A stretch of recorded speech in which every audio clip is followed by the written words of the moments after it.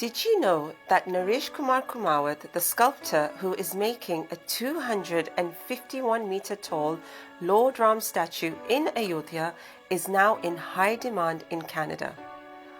Canada has witnessed a new architectural trend of building towering statues of Hindu gods over the past decade.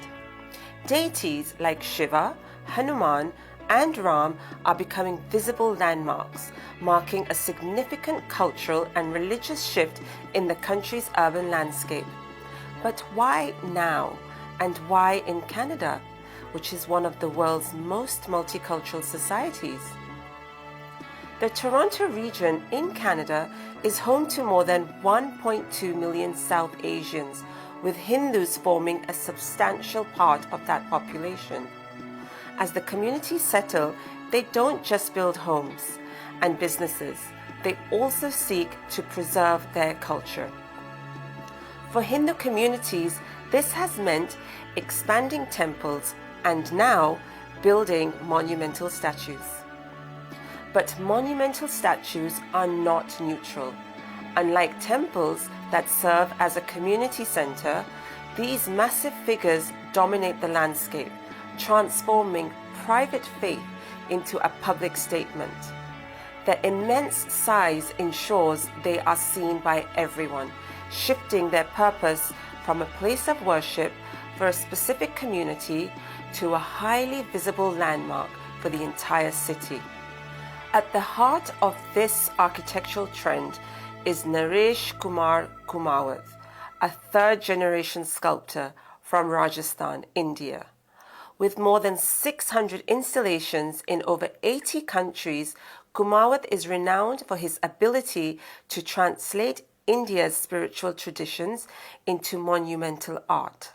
What makes him especially sought after by Canadian temples is more than just his technical skill and authentic religious symbolism. Kumawat's appeal is significantly strengthened by his direct link to Ayodhya, the birthplace of Lord Ram and site of the historic Ram Janambhoomi temple.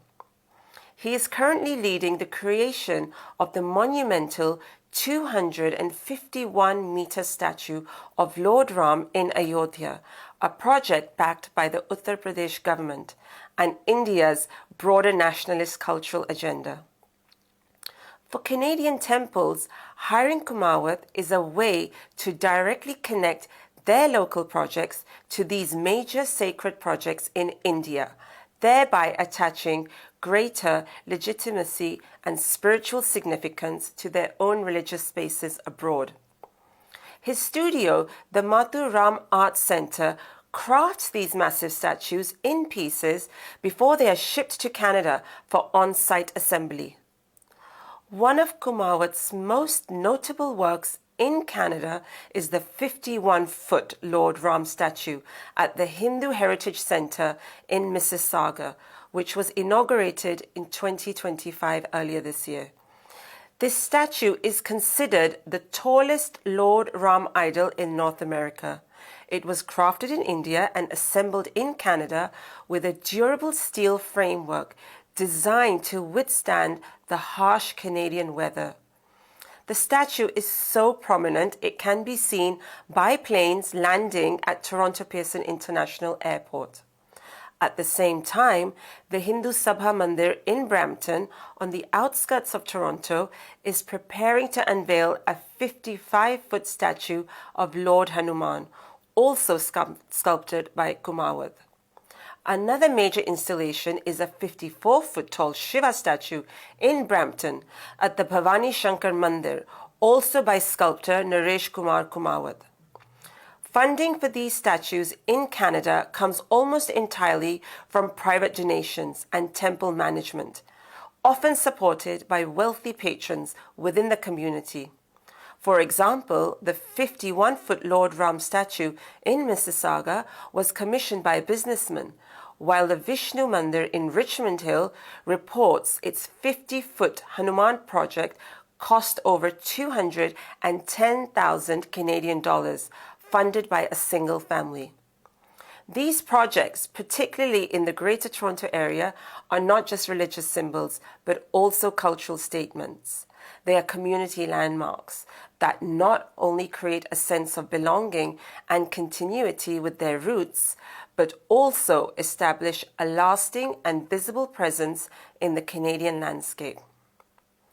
This trend has been met with both support from community members and political leaders celebrating Canada's multiculturalism, as well as some criticism from those who view the statues as an eyesore or a sign of changing demographics.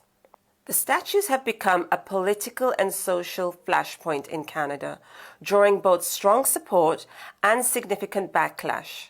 The reactions are a microcosm of broader social and political tensions. While some non-Hindu Canadians view these statues as contributions to multiculturalism, adding cultural depth to suburban landscapes, others are uneasy. They question whether monumental religious figures should dominate skylines, arguing that such visible symbols can feel out of place in neutral public spaces. Some even see them as foreign cultural icons, overtaking urban settings. For others, the surge represents a potential chaos of cultures where competing communities may begin demanding equally grand displays of their own faiths and traditions, ultimately raising concerns about Canada losing its shared identity in the process. On the other hand, the statues have become a target for criticism and even hate. Some of the negative responses are purely aesthetic, with critics calling them an eyesore that is out of place in the urban landscape. Social media posts about the statues have been met with racist comments, with some users stating that the statues are a reason that immigration should be halted. This reflects developments in India, where monumental projects have been encouraged under Prime Minister Narendra Modi. From the Statue of Unity in Gujarat to the Ram Janambhoomi temple in Ayodhya, these projects reinforce devotion, cultural pride, belonging, and patriotic identity. For the Indian diaspora, this resonates strongly, as India demonstrates confidence and strength through cultural symbols. Communities abroad echo that sentiment. The construction of Hindu statues in Canada can be seen as an extension of the same inclination, preserving heritage and strengthening unity through these landmarks. So why the sudden surge? There are many reasons.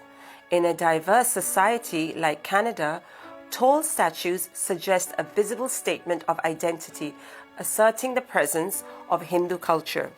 Second and third generation Indo-Canadians seek noticeable links to their roots. Monumental God statues act as a defense for cultural memory and spiritual continuity. Beyond faith, these statues create community spaces for festivals, rituals, and gatherings, promoting pride and engagement within the diaspora. The height and grandeur of these statues connect to permanence and being culturally accepted. They also transform the dynamics of urban space. Unlike in India, where temples often dominate areas with primarily Hindu population, in Canada, these massive structures rise amidst diverse neighborhoods. They become landmarks, reshaping the skyline and marking cultural territory. These statues are symbols of faith, pride, and identity. They connect Ayodhya to Toronto, India's politics to Canada's suburbs, and devotion to cultural declaration. This also makes one wonder if the connection has anything to do with Indian politics. Canada's growing Hindu diaspora clearly want to recreate the cultural and religious environment of their homeland, but there's also a political layer.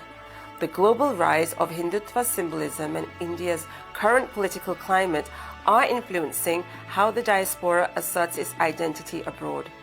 Statues of Ram, Hanuman, or Shiva are not only devotional, they also carry the weight of cultural pride and at times a political statement.